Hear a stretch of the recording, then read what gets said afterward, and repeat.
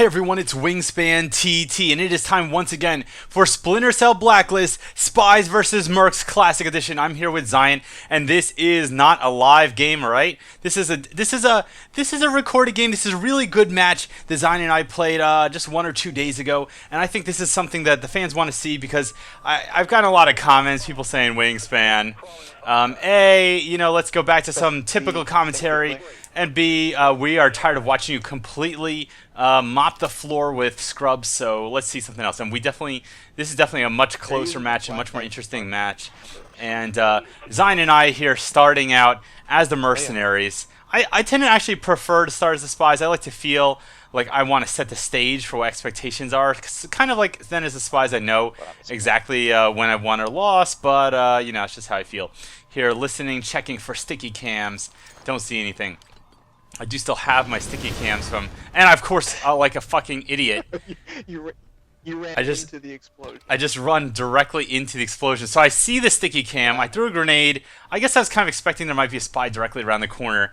But then I thought, hey, look, their explosive is on the ground. My explosive is on the ground. How about we just stop playing the games and just run directly into both explosives? So I don't really know what was going through my mind other than explosions are fun. So let's go see him in, firsthand. Oh, here I'm getting stunned and executed by Giggity94. Giggity94 slicing my throat open, making a meal out of me. Thanksgiving turkey style. Hopefully stuffing me with something better than that shit you buy in Stop and Shop, just as like bread kind of. I mean, what is the point of buying stuffing if it's literally just bread with some herbs on it that you could make in 10 minutes in your own goddamn oven? I don't know. Here again, Zion is still looking around. I see that there's a sticky cam. I remove it. 25 points. Whoop-de-doo. And I cannot find these guys anywhere. Giggity is dead. I don't know where his teammate is. And there, his teammate's down. So the first thing you need to do as a merc when it's down, you need to put proxy mines, or you need to put fucking gas. And Zion is like using the voice button even though we're already in Steam chat. So putting down proxy mines is pretty safe. And I immediately start moving towards B and C because I have a feeling they're going to go for B and C since they know that since A is fairly secure and Zion's standing over there. So I head over to C. But I was wrong. I was wrong. Now, of course, I could have been right, but at least Zion's over there, already close. And that little beeping noise I just heard being my gadgets being destroyed. Why would they destroy my gadgets? I feel like Dr. Robotnik probably felt when Sonic destroyed all his gadgets all the time, you know? Like, I got it. He was pissed. Fucking Hedgehog just kept breaking all his stuff. Like, do you know how much those death egg cost? That's like at least a $40 billion project. And that's like, you're talking about defense contracts, everything like that. He worked really hard for stuff. And me looking around for the other spy, there we see Sticky Cam being premature, evacuated, exploded there. But I didn't even know the spies could go there. And Giggity94 pulling me off, and I'm screaming as Zion, dude, he's in the corner, he's over where I got killed. And this is why it's super important as a merc and a spy, well, really, no matter what, to be in the voice com to tell your teammate where you are and what's going on with you. And of course, not constantly shouting and not constantly talking because then they can't hear footsteps and things like that. They can't listen. In case their loved ones call them on a cell phone, they need to pick up the phone. They can't hear that either. He stunned me. Got away. It's also important to know at some level in your mind where your teammate is without them telling you. So I have in my head, all right, Zion is down there in the lower right-hand corner opposite of me. And now Giggity is down. So we really need to defend the point here. We really need like gas on the point. It looks like they're right on the point and gas is on the point. Zion guns them down. Really good. Our AKs are working. And now it's like, are they going to come back to A or are they going to go somewhere else? I'm just putting some proxy mines in places I don't expect that they are going to expect I'm going to have it. But if I were them, I would go to like B or C at this point. I don't remember what they actually do. But I actually see a shadowy figure moving back there. Yep, and I missed it. I really could have had him there. And now, of course, I'm like pissed. I know he's going for C. He's right there. And I hit him like once. But he's like making a beeline for C. And I'm going to guess that he's actually, the Giggity there is not the one initiating the hack because I don't think he was that far ahead of me. So while he could have initiated the hack, usually spies are a little more cautious than this. I'm going to come in, be really careful, look straight up, and there's this ass! He's playing it far in my face, and as you see, Giggity was not the hacker. And this is something to remember about spies, is they cannot death from above you when you are directly under them. They can only do it when you're like 2 to 3 feet away from them. So this is a main way that you can prevent yourself from getting instantly death from above when you move the area. Now this area is still very dangerous for the mercenaries for a couple of reasons. One, there's lots of obstacles, but two, there's lots of these, you know, I don't even know what you call these weird cubicles. Just gonna throw a grenade over there. And I have a feeling that he's somewhere in the back, because usually if you haven't found them within a certain time, you don't hear them moving around there in the back. Nope. And you kind of want to work with your spy friends, mercenary friends. And oh, and I was wrong. And what I didn't realize is that he can hang along that back corner. And I'm screaming at him, please throw some grenades, man. But he did manage to get the kill. And now I'm like, dude, get gas on the point, get gas on the point. He didn't get gas on the point. He gets stunned by Giggity. And it looks like Giggity gets a free kill. Now, to be fair, there really wasn't a lot of time for that. So I do not blame him. I don't blame him. But it looks like the hack is going to get reinitiated at 61%, which is a pretty good bet. Now I do know it's 1 versus 1 right here. I don't believe the other spy has. I know where yeah, he's somewhere in his back corner. There he is, right there. He's gonna throw a grenade, but I'm immediately gonna get stunned. He goes up, he gets down, he's all around, and here we need to get fucking gas on the point. But it looks like there's already a fucking spy on it. Nope. I don't know what the hell. I don't know what Dealer was doing. All I know is that now he's resting in peace. Requiescat and Pache, dude. Here, sticking around, making sure they can't rehack. And this would be a good time for them to go to A or B, because we're both at C. And this is one of the reasons you just don't want to, like, camp in one place forever. You see those glow sticks? That's where they can spawn out of the vents. So I'm putting down a proximity mine there. Either it'll instantly kill them, or they'll destroy it, and I will know that they are somewhere near C. So I'm moving over to A, just thinking that they're going to go for A. I don't know where Zion is. And this is really, I probably should turn around periodically and see where my teammate is. And no, they're still at A. All right. But one of them is here. Now, really what I should probably just do is just fucking... Yeah, alright. Gas down. What the hell's going on here? We are at A. Oops, I'm sorry. I forgot. We are at A. It's one of them just looking around. I can hear their sticky cam. Nope, he's not. Don't see anything. And you gotta watch out with the flashlights, by the way. There's plenty of times you want to turn your flashlights off. The thing to keep in mind is that your flashlight, just like it blinds spies, it blinds your teammates too. So if you're aiming your spotlight right at them, it's kind of like you're gonna give, you know, that really hurts their retinas. And how are they supposed to enjoy life without the sight, the gift of vision, the gift of the vision that every human being is granted with, except for the ones who are born blind. Don't mean to be a downer, by the way. 50%, this is not looking necessarily good, and I'm telling Zion that I see a blip somewhere near him. I hear something. I hear a crossbow, and it looks like he took down Giggity, but still, we do not see where the other guy is. I have no clue where the hell he is.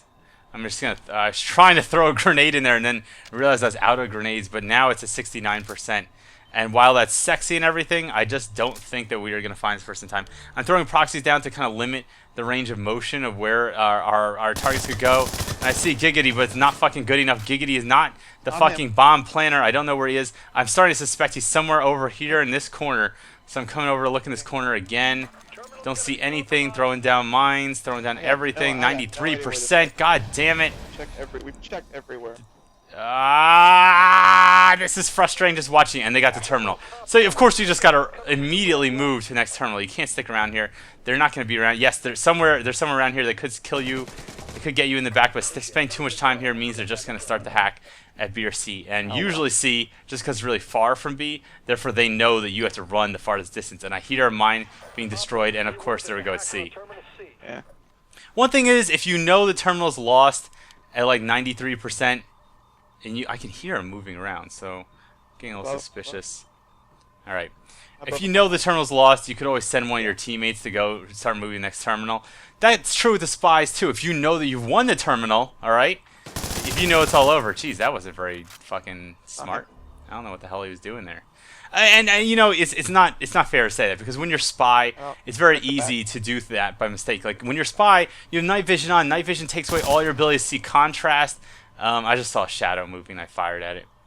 And it's, you know, you can see certain things easily, like the flashlights, but a lot of other things you just cannot see easily, especially if the mercs have their stuff off. He says the guy's in front of me. But I don't see anything. Oh, and of course I get killed. So he was warning me completely correctly. And now I'm trying to tell Zion that there's a guy in front of him, and He's pulling out his handgun. He does get the kill on Dealer with the handgun, but Giggity's still getting away. And mind you, keep in mind that they are now at 169%, so that is tough to beat. They are over the 50% threshold, which means the pressure is on us, so we need to stop them. We need to stop them fast. They're now at 177%. But the thing to keep in mind is you also don't want to panic, all right? If you can even stop them at 199%, that is much better than... And I just came out way too far from the ledge there. That was all my fault. I should not have come around the corner that far. But it looks like he got him 87%. Getting gas down on the point so the spies cannot run in there. Spies going in for it. But he's eating lead. He's eating gas. It's part of his complete breakfast. Honey Nut Cheerios. You're not going to see that in an ad campaign anytime soon by General Mills. We hit the halftime. It's time to beat the spies. 187% is beatable, but is not easy to beat. So what I was going to say too is when you're the spy, if you're pretty sure you've got it, especially let's say the two of us were playing and we get to 187%. I could just tell Zion, look man, even if they kill us, we're ahead, so why don't you just go for the next point? Or, you know, so if I get killed, you can start hacking a different point. So there's a lot of different strategies for it. Sometimes it's best to stick together. Sometimes it's best to split apart, you know. Sometimes you gotta say to your teammate, hey man, I love you. I love you, bro. I love you like a bro, but we need to spend some time apart. We need to have a talk. And that talk's gonna be over Mike. So I'm just throwing down a sticky there. I told him to go to C, so I'm just watching this area to make sure no mercs can come in this way. And I'm not crouching, you know, I'm not stuck to the wall or anything like that. But I'm asking him to initialize on C while I stay here. And I'm like, dude, did he start yet? And there you go. There's one of the guys. I know exactly where he is. Usually when people first run into point, they're a little like, I don't know, what's the word to say? They tend to get like obsessed with just moving in one direction. Not like the band One Direction, by the way. Like just getting a little myopic, I suppose, is the SAT word for it. Here, I'm just exploding that sticky cam just to get rid of it. Plus, I'm hoping to cause a distraction. And now I realize that Zion is the hacker. He needs support. So I need to like get over here and help distract him. Distract a mercenary at least. And here's a mercenary. If I can get him shooting at me, that's great. I'm going to move up here. And what I'm going to attempt to do... So you know what I said before about the mercenaries, the spies can't get you if you're within like one foot of the ledge. Well, the merc has no safe approach because what you can do is you can wait till they get kind of close. Like you can get till they get like 2 feet from the other side, flip over, and immediately hit the execute button. So that's why I call the flip kill.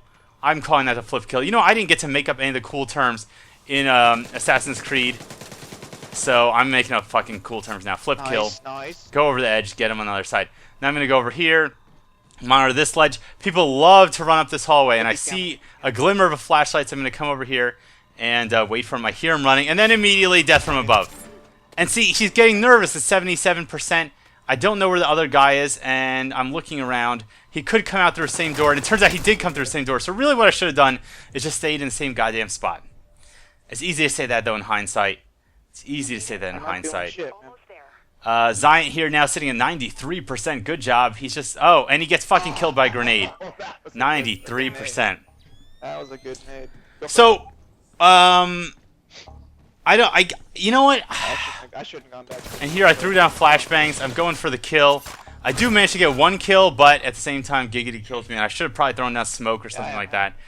Now, I'm not sure mechanically how this works, but I'm pretty sure that what we shouldn't do now is go towards C at all. If we left it at 93% and we could successfully hack another point, like let's say we could go for A or B and get it, I think the game would give us 193%. So I'm just going to tell you right now that I'm pretty sure that's not what we do in this match. And Zion's waiting at A. He's waiting for A to clear. So yeah, they're here. He's moved over to A. Now, I'm not 100% sure that works. I think it is possible if you get 93% and you work another point, you only get 100%.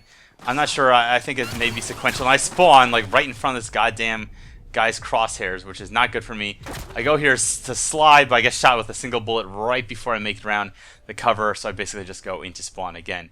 Zion is still hanging out there. I don't know if he's still on the same ledge, but I was kind of hoping he would move up. But hey, I'm the one who just died twice in a row, so who am I to blame? He is level 32, by the way, my favorite number. That is what the TT in Wingspan TT stands for.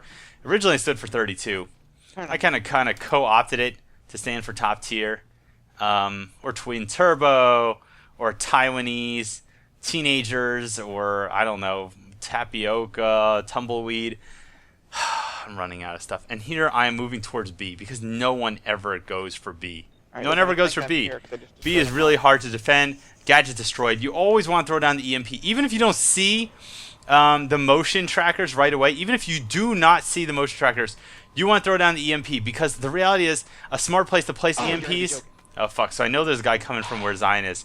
That's why I'm kind of putting down a mine over there. And I'm kind of hoping that they don't come over directly from behind me. But I don't see anyone coming in. I can now tell that they are coming from behind me. So I could throw that in that. Nope, he's right over there. And I'm asking Zion to please, please, please come over that way.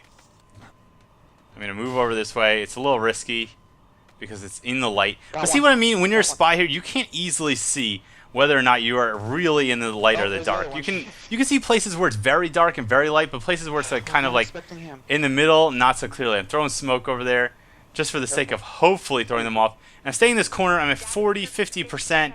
Not goddamn bad. They haven't seen me yet. Here, setting off the mine again. I know they're not going to go anywhere over there. But now they're directly under me, and I could go for a kill on this guy. The problem is I don't know where his teammate is right on the other side. And I feel like even if I kill this guy, his teammate would immediately. I'm considering whether or not I should shoot him. I'm sitting up here 72%, 73%. I'm trying not to move too much because they'll hear me crawling around. I'm nervous, but on surface, Don't move so much. I look calm and ready. And Zion's telling me not to move, which he is absolutely right. I'm moving way too much. I'm at 87%. A grenade lands directly on me. They know exactly where I am. At this point, I need to like throw a fucking flashbang and get the fuck out of there. 93%, 94%, 95%. Oh my god, I got an A+. Mrs. Miller, I got an A+. 100% hack succeeded. Now, I believe the smart thing to do would be to only go for A. Like I said before, if we go for C and fuck it up, we're going to reset the percentage on C, is what I believe. And there's still 4 minutes left on the clock. Very, very smart. So Zion is going for A. And at this time on the match, I believe that I have the dumb and I am going for C. So, so Zion's got it good. He's already killed one person over there. So now I am turning around, heading over to A, now knowing that one of the spies is dead. And I see this guy running over, and I go for the kill, but he clearly heard me and got me. But the hack has started A. The hack has started A. So again, I'm not 100% sure how this percentage works, or if once you get a full percentage, it doesn't count anything that you've already gotten. So if anyone knows that, that'd be great. Please feel free to educate me, to elucidate, to illuminate anything you can do. And here I'm just going to fucking abandon A and go over C, which again, I am not sure if that's a good idea or not. I don't know exactly how the system works. All I know is I look so sexy in my Navy SEAL skin type black and in night vision green jumpsuit. Like 87. Going over here. Hack is dead. Oh. I can see a motion mine down there. And keep in mind the EMP radius is huge, so you throw an EMP, you spawn with 3 EMPs. You might as well goddamn use them. Now I'm gonna go over here. I was like, should I go over this corner where they always come from? Are they dumb enough to die to the same tactic like 3 times in a row? I was hoping the answer was yes, but I don't actually know. So I'm waiting for them. I'm moving around way too much, by the way. Don't do this. Like, when you're a kid and your parents are trying to get you shut the hell up, and they're like, alright, we're going to play a game. Whoever can stay quiet and don't move for the longest wins the game. Well, that's the game you need to play when you're playing Splinter Cell, alright? Come on. You know you want to. Now, of course, if the mercs were smart, they could also just come in through this door with their flashlights off, and I would have no goddamn clue. And I was trying to see if I can get an easy shot here to help Zion, but this guy's right in this weird line where I can't get him.